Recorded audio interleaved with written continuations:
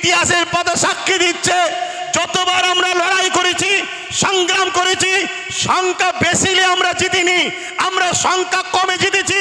সংখ্যা বেশি হবে আর তার মধ্যে যদি মুনাফেক ঢুকে যায় তাহলে আমাদের হার কিন্তু অনিবার্য, হারতেই হবে। কেন মুনাফেক তোমার ঘরের ঘাঁটি টাটি প্ল্যান সব জানিয়ে দেবে। কেন আমরা তো দেখছি ঠিক এমনই জিনিস হচ্ছে। মন দিয়ে শোনেন, আমরা তো দেখছি সেই প্রবাদ বাক্য আছে না, পাড়ায় চোর পড়েছে, সবাই বেরিয়ে পড়েছে, চোর ধরো চোর ধরো চোর ধরো। আর চোরও ওই বিষখানে ঢুকে বলছে চোর ধরো চোর ধরো চোর ধরো, বলছে না বলে না? যখন তুমি কিছু জানতে না ঘুমোচ্ছিলে তখন ওয়াকাফ সিগনেচার হয়েছিল, ভোটাভুটি হয়েছিল। সেই সময় কোনো দাদা, কোনো মুফতি মাওলানা কেউ নিজের বাড়ি ক্যাম্প তৈরি করে মানুষের ফরমে সই করায় না, সেটা আব্বাস সিদ্দিকী করেছিল।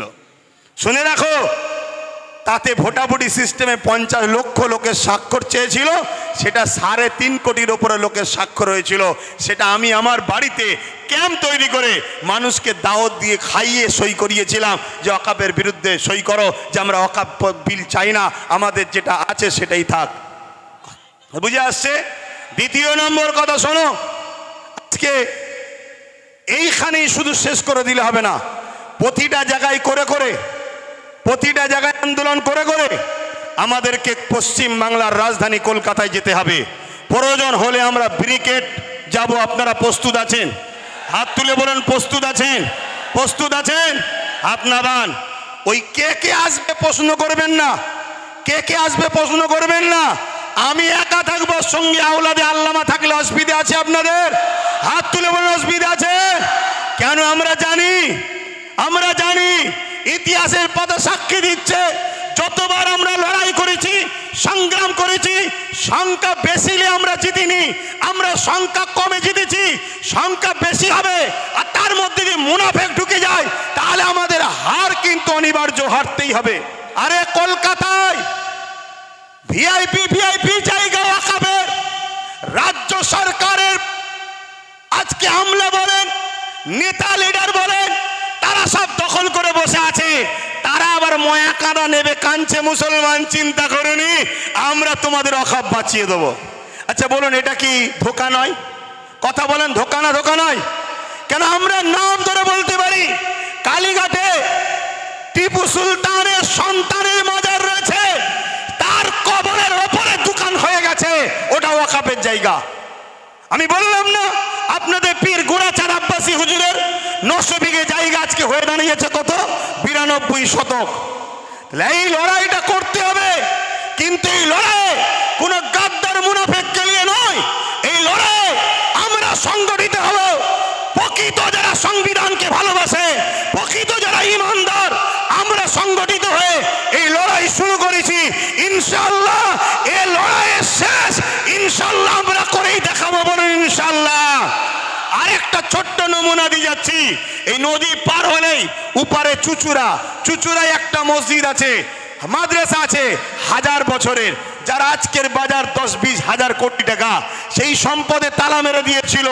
আজকের যিনি সরকার রয়েছে কেন্দ্রে, এই রাজ্যে তালা মেরে দিয়েছিল। অনেকে আন্দোলন করেছে, খুলতে পারে না। অনেকে আন্দোলন করেছে, খুলতে পারে না। মাত্র 12 থেকে 15 হাজার যুবক নিয়ে আহলে সুন্নাত ওয়াল জামাত আন্দোলন করেছিল। তালা খুলে আসর মাগরিবের নামাজ পড়ে সেখান থেকে এসেছিলাম আমরা।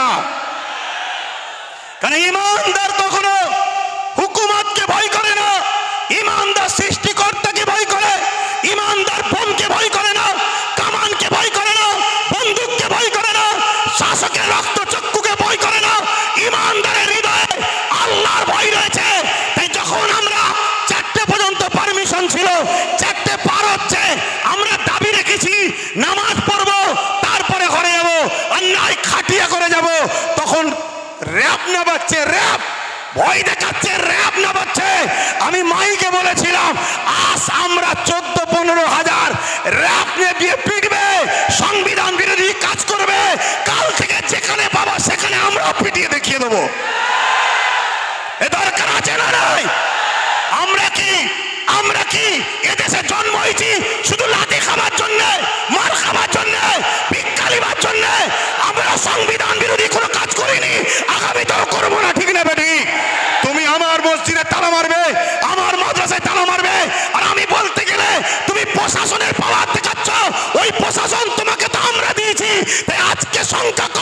মেরে নেবে।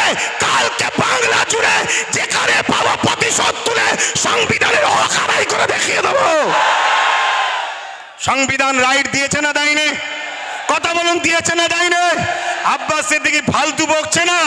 সংবিধান বলেছে কেউ যদি তোমার উপরে জুলুম করে রাইট আছে তুমি প্রতিশোধ নাও, রাইট। আর মনে রাখবেন, ইসলাম জুলুম করাকে হারাম করেছে। ভাই বলছিল না ডিফেন্স করাকে ইসলাম জায়েজ করেছে। ডিফেন্স, আমাকে মারবে, আমার কবরস্থান, আরে কালকে তোমার আমার দাদুকে কবর দেবে না পুড়াবে, সেই অস্তিত্বের লড়াই চলছে।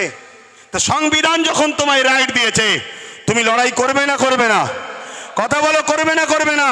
কিন্তু এই লড়াইটা করবে কার সাথে?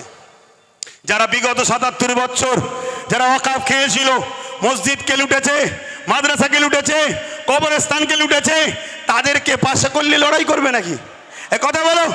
কারণ এই সমাজে দুই ধরনের ওয়াকাফ নিয়ে লড়াই হচ্ছে। একদল লড়াই করছিস, ভাই তুইও তো ওয়াকাফ খেয়েছিস রে, তুই তো যারা ওয়াকাফ খায় তার সঙ্গে তোকে দেখা গেছে, তুই আজকে চিল্লাচ্ছিস কেন? সে বলছে ভাই বুঝিস না কেন, এ তো ভাগ দিত, মুদি নিলে ভাগ দেবে না, তাই তো লড়াই করতে নেমেছি। মুদি যদি ভাগ দেবে বলে, এ কিসের লড়াই আবার? কথা বুঝছেন না, বোঝেন না? আর এক দল লোক লড়াই করছে, আলহামদুলিল্লাহ আল্লাহকে সাক্ষী রেখে বলছি, লড়াই করছি আমার ইমানের অস্তিত্ব, আমার দিনের অস্তিত্ব, আমার সংবিধানের উপরে কেন্দ্র সরকার হাত দিয়েছে, তাই ইমানের দায়িত্বে লড়াই করছে।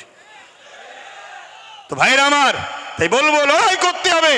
তাহলে এই ডাক আগামী দিন ঘুরতে ঘুরতে বাংলার অলিতে গলিতে আমি দেখছি ভাইরা যদি চান, আপনারা যদি চান আগামী দিন বাংলা রাজধানী ব্রিগেড হবে, রাজি আছেন তো নাকি?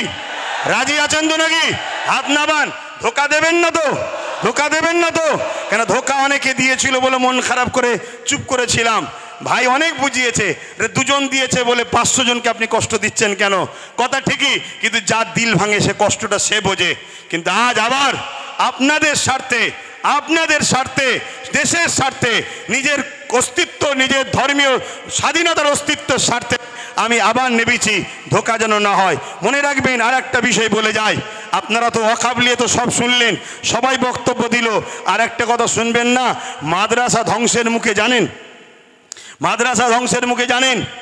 গত বছর দায়িত্ব নিয়েছে রাজ্য সরকার, তার আগে পর্যন্ত মাদ্রাসা পরীক্ষায় একটা সিলেবাসে যে নম্বর হবে মার্কশিটের, তাতে একটা কোরআনের বলে পাঠ থাকতো, অর্থাৎ কোরআনে কত নম্বর পেয়েছে। এই বছর থেকে সেটাকে পাওয়া যাচ্ছে, মার্কশিট ছেড়েছে, তার মধ্যে কোরআন কথাটাকেই তুলে দিয়েছে। যে বলেছিল কোরআন শেষ হয়ে যাবে, আজকে কোরআনটাকেই তুলে দিয়েছে। কথা শুনছেন না শোনেননি? আপনাদেরকে এই কথা শুনে কষ্ট হচ্ছে নাকি? অনেকে ভাবছে এই সময়ে মোদিকে বিরুদ্ধে লড়তে গেলে দিদিকে তো দরকার। আরে শুনুন শুনুন, ডাকাত ধরতে গেলে চোর সাথে লিয়া দরকার নেই, ডাকাত চোর দুটো একই ক্যাটাগরির রাস্তার লোক। এই ভুল বলছি নাকি? অতএব যদি তুমি মনে করো ইমানদার, তাহলে আমার কথা অ্যাকসেপ্ট হবে, আর যদি মনে হয় না, আমার কথা অ্যাকসেপ্ট নাও হতে পারে। আমি আবার বলে দিচ্ছি, পৃথিবীর কোনো তাকত, পাওয়ার, শক্তির ওপরে মুখাপেক্ষী আব্বাস সিদ্দিকী নয়। আব্বাস সিদ্দিকী মহান সৃষ্টিকর্তার উপরে নির্ভর করে চলে। তাই হক কথা বলছি, আমার মাদ্রাসার সিলেবাসে মার্কশিটে কোরআনের যে জায়গা ছিল সেই পাঠটাকেই তুলে দেওয়া হয়েছে এই রাজ্যে। তোমরা জানো 10,000 শিক্ষা প্রতিষ্ঠানের নামে আজকে 300 কম বেশি 350-এর উপরে 400-এর উপরে শিক্ষা প্রতিষ্ঠান কোনো ধ্বংসের মুখে, সেটাই তো তোমরা খবর রাখো না। তাহলে মাদ্রাসা শিক্ষা বাঁচাবার জন্যে এ দায়িত্ব আমাদেরকে নিতে হবে না? হবে না? নিতে হবে না? হবে না? তারপরও এই মঞ্চ থেকে বলছি, গত 24-এ 39টা এমপি রাজ্য সরকারকে বাংলার মানুষ দিয়েছে না দেয়নি? আওয়াজ দিয়ে বলুন, দিয়েছে না দেয়নি? তারপরও বলছি, 39টা এমপিকে বাংলা সরকারকে রাজ্যের মানুষ দিয়েছে। 39টা এমপি এই ওয়াকাফ বিলের বিরুদ্ধে যেদিন মিটিং হবে, সেদিন ওর ভেতর থেকে অকবাল নিয়ে পালালে হবে না, ফুল বুক চিতিয়ে লড়াইয়ের নমুনা আমরা দেখতে চাইছি। ঠিক না বেটি? একটা সুযোগ আবার দিচ্ছি, ওই দিন যদি লড়াই ঠিকভাবে হয় তাহলে জানবো একটু হয়তো শুভ বুদ্ধি হচ্ছে, তাহলে নতুন করে পরে ভাবা যেতে পারে, তাও ক্লিয়ার নয়। ঠিক না বেটি গো? কিন্তু আমরা দেখতে চাই। আওয়াজ দিয়ে বলুন, দেখার দরকার আছে না নয়? দেখার দরকার আছে না নয়? আমি বলেছিলাম, আজকে আমার কথা মনে পড়ছে না, পড়েনি, আমি বলেছিলাম যে চেয়ারের একটা পায়া দরকার, বলেছিলাম না? আজকে বলুন তো, পুরো দেশ জুড়ে যদি আমাদের গোটা কুড়ি থাকতো, গোটা কুড়ি যদি থাকতো, সেটা আমার কথা বলছি না, হ্যাঁ 29টা এমপি আমরা বাংলা থেকে দিয়েছি না দিইনি? কথা বলেন, আপনারা দিয়েছেন না দেননি? তাহলে আজকে দেখার দিন এসেছে সে কি করে, কারণ আইন তো হচ্ছে সেখানে আপনি যদি বিরোধী হন তাহলে সেখানে লড়াই করছেন না, রাজপথে নেমে মুসলমানকে বোকা বানাচ্ছেন কেন?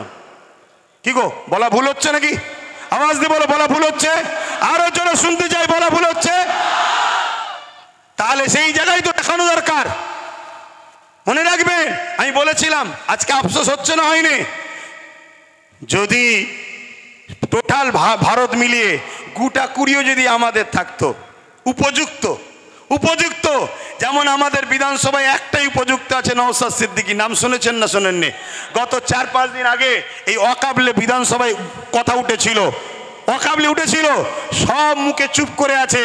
যারা কলকাতায় বিশাল জমায়েত করে চিল্লাচ্ছে, সিনিও চুপ করেছিল, কিন্তু নওশাদ সিদ্দিকী সেখানে চোখে চোখ রেখে প্রতিবাদ করেছে, সেখানে আওয়াজ তুলেছে। তাহলে আমি বুঝাতে চাইছি, এভাবে যদি পুরো দেশ জুড়ে আমাদের গোটা কুড়ি যদি এমপি থাকতো, যখনই বলেছিল ওয়াকফ সংশোধনের নামে এই বিল হবে, ওই গোটা কুড়ির মধ্যে থেকে একজন উঠে চেয়ারটা ছুঁড়ে প্রথম মার, কেন তুই দেশের সংবিধানের বিরুদ্ধে কথা বলছিস? কিন্তু আমাদের তো কেউ নেই বাপ, আমাদের তো কেউ নেই, সব হাতছাড়া করে ফেলেছি। আজ শপথ নেন, আমাদের ভুল যদি ভাঙে, সময় যদি আসে, ওয়াকফ বিল এত সহজে করতে দেওয়া যাবে না। তাতে লক্ষ যুবকের বুকে তাজা দিতে, রক্ত দিতে হলেও আমরা দিতে রাজি আছি, রাজি নয়। কিন্তু এরপরেও আগামী দিন শুধু রাস্তায় দাঁড়িয়ে আমরা লড়াই করবো কেন? রাস্তায় দাঁড়িয়ে কতবার চিল্লাবো? তাই আগামী দিন সেন্টার হোক, রাজ্য হোক, সব জায়গাতেই আমাদের পক্ষে উপযুক্ত পায়া দাঁড় করিয়ে রাখা দরকার, আছে না নাই? অঙ্গীকার করছেন তো নাকি? আল্লাহকে সাক্ষী রেখে হাত তুলে বলেন, মুনাফিকি নয়, আল্লাহকে সাক্ষী রেখে বলেন। আজকে বড় দুঃখ, আজকে বড় আফসোস, একটা কেউ আমাদের বলার নেই। ওয়াকফ নিয়ে বলবে কে? আমাদের কেউ নেই। মাদ্রাসা সংরক্ষণ, মাদ্রাসা বাঁচাবার জন্য বলবে কে? আমাদের কেউ নেই। ওবিসি বোঝেন? ওবিসি বোঝেন? আকসার লোক তো ওয়াকফ জিনিস কি সেটাই বোঝে না। ওবিসি বোঝেন? ওবিসি হলো একটা সংরক্ষণ, যার মাধ্যম দিয়ে দু একটা হলেও মুসলমান চাকরি পাচ্ছিল। সেই ওবিসিটাকে বড় প্ল্যান মাফিক গোঁজামিল করে সংরক্ষণ দেওয়ার জন্য, সেটা আজকে কেস হয়ে বন্ধ হয়ে যাওয়ার জন্য এবছরেই 400-র উপরে মুসলিম ডাক্তার তারা বসতে আর পারলো না পরীক্ষায়, তাদের লাইফটা বরবাদ হয়ে গেল এই ওবিসির কারণে। এগুলোকে আপনাদের জানতে হবে। তাই আমি শেষ করছি বক্তব্য, এখানে একটা শেষ কথা বলে যাই।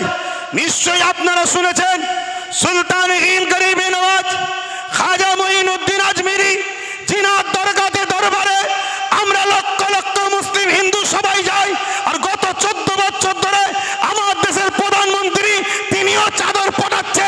আরে কত বড় আপনি নিমক হারাম, আপনি নিজে চাদর পাঠিয়ে সেই বাজারটাকে আজকে ভাঙার চক্রান্ত করছে। আমি যুব সমাজকে জানতে চাই, শুনে রেখে দাও, গরিবে নওয়াজ তিনি, যিনি তিনার ইশারায় ঘোড়া বসেছিল, সেই ঘোড়াকে তোলার এমন করে সেই সময় ক্ষমতাশালীদের ক্ষমতা হয়নি। আজকে গরিবে নওয়াজের মাজারকে যারা তুলতে বলছে, প্রয়োজন হলে আমরাও এখান থেকে হুজুরের রওজাতে যেতে রাজি আছি না নয়? সত্যি করে বলো, রাজি আছি না নয়? উঠে দাঁড়ান, কারা যেতে পারবে? উঠে দাঁড়ান কারা যেতে পারবে?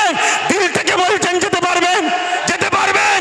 এ লড়াই কিন্তু শেষ থেকে ছাড়তে হবে, কেন বারবার হয়েছে কাউকে খেতে দিলে সে শুতে চাইছে। অতএব এই জায়গা শেষ আমাদেরকে করে ছাড়তে হবে। তাই আপনারা এই জায়গা থেকে পিছপা হওয়ার ব্যাপার নেই। আগামী দিন বিভিন্ন জায়গায় করে কলিকাতার রাজপথও আমরা নামবো। কলিকাতায় করার পর পুরো দেশ জুড়ে বিভিন্ন জায়গায় আন্দোলন চলছে। সবাই আমরা একসাথে হয়ে, অন্য রাজ্যের মানুষদের এক হয়ে আমরা যাব দিল্লিতে। রাজি আছেন না নয়? দিল্লিতে শুধু চিল্লাতে যাব না, যারা সংবিধান ও দেশকে মিটাচ্ছে তাদেরকে নামাতে আমরা যাব না। এই মতা যেন মনে থাকে। ধোকাবাজি করলে হবে না। জন্মেছি যখন মরবো একদিন, ইনসাফের জন্য লড়বো।